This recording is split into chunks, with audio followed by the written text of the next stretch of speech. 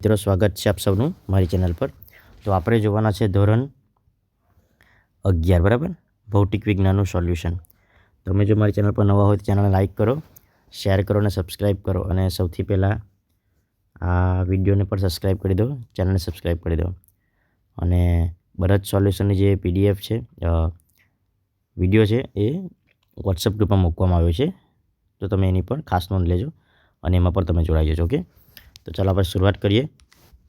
Okay મિત્રો, તો હું તમને ડાયરેક્ટ આન્સર કહીશ, બરાબર ને, જેથી કરીને તમને સરળ રહે. ઓકે, તો ઓકે મિત્રો, તો જવાબ જોઈએ આપણે. પૃથ્વીના ધ્રુવો પર બરફ, બરાબર ને, પીગળી વિષુવવૃત્ત પર આવે તો પૃથ્વીના દિવસની લંબાઈમાં શું ફેરફાર થાય છે? બરાબર ને, તો દ્રઢ પદાર્થ પર તાણ લાગતા લંબાઈમાં ફેરફાર થાય છે. તો તાણ, ટેન્સાઇલ સ્ટ્રેસમાં ફેરફાર થાય છે, બરાબર ને. ટેન્સાઇલ સ્ટ્રેસ એટલે તાણમાં. નેક્સ્ટ, ખાલી જગ્યા દ્વારા વાયુની આંતરિક ઉર્જા વધે છે. તો ઉષ્મી, બરાબર ને, કયું ઉષ્મી વાતાવરણ, બરાબર ને. નેક્સ્ટ, આ આન્સર આવશે વિસ્તરણ. આમાં નંબર 3માં શું આવશે? તો 178 ડિગ્રી, 178 ડિગ્રી આવશે. અને 4માં આવશે ગુરુકોણ, બરાબર.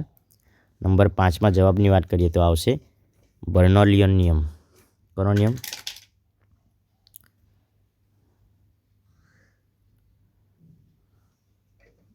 ઓકે, બ્રુનોલીનો નિયમ.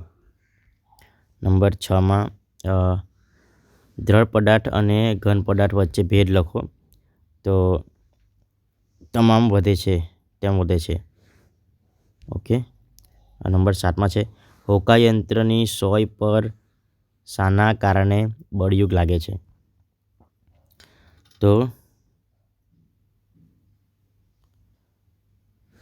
ઓકે મિત્રો, તો આ 7 અને 8 તમે તમારી રીતે જોઈ લેજો, બરાબર ને. ઓકે, નંબર 9માં આપણે જોઈએ. આન્સર આવશે ઓપ્શન એ. ઓકે, નંબર 10માં જોઈએ તો બરફ. ઓકે, તો બરફ ઝડપથી બનાવવા માટે જવાબ છે ઠંડુ પાણી, બરાબર. ઠંડુ પાણી આપણને જોઈશે. 11માં આપણે જોઈએ તો વેગનો ગુણોત્તર, બરાબર ને. તો આન્સર આવશે 9/4, બરાબર. 1 બાર બરાબર ખાલી જગ્યા ટોર, તો 750, બરાબર. નંબર 13નો આન્સર જોઈએ આપણે તો ઉષ્મા સંચાલનનો નિયમ જવાબ એટલે ફોરિયરનો નિયમ, બરાબર. નંબર 14માં ઓકે, તેમાં એ આવશે પાટડી પ્લેટ.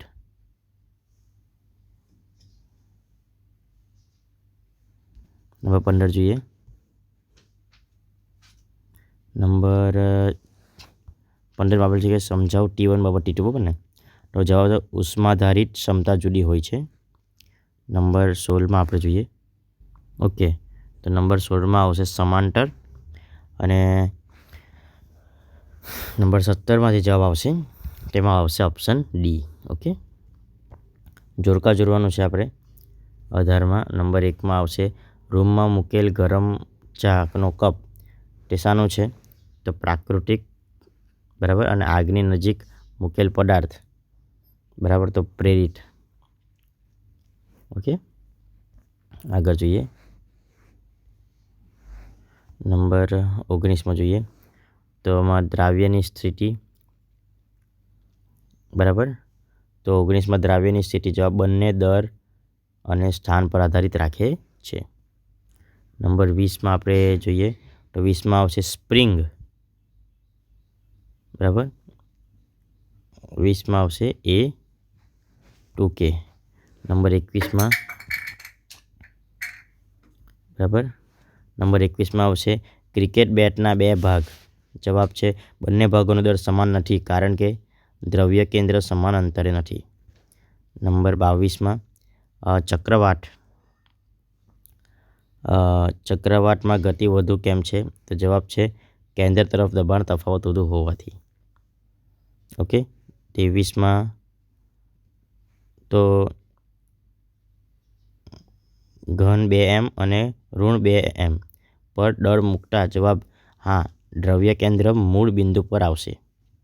ઓકે, અને 24માં ઓપ્શન છે 2000 કેલરી, ઓપ્શન બી, બરાબર ને. ઓકે, 25માં ઓકે મિત્રો, ઉકળતા પાણી કરતાં વરાળથી વધુ દાઝાય છે, શા માટે? તો વરાળ ઉકળતા પાણી કરતાં વધુ દાઝમ કરે છે, કારણ કે વરાળ સંઘનન સમયે તૃપ્ત ઉષ્મા આપે છે, તે પ્રમાણે. ઓકે મિત્રો, આ બધા જવાબ મારા માટે શોધવા માટે શક્ય બન્યા નહીં, તો તમે એ રીતે તમે જોઈ શકો છો. ઓકે મિત્રો, તો વિડીયો ગમ્યો હોય તો લાઈક કરો, શેર કરો અને સબસ્ક્રાઈબ કરો. ઓકે, અને જેમ બને તેમથી મારાથી હું વધારે વિડીયો અપલોડ કરવાનું શેર કરીશ. ઓકે મિત્રો, કદાચ અમુક જવાબો એમ તેમ પણ હશે.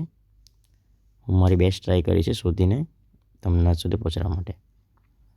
ઓકે, તો બીજા વિડીયો મળીએ. Thank you friends. આપણે વોટ્સઅપની ચેનલ પર બધા જ વિડીયો મુકાયેલા છે. Thank you.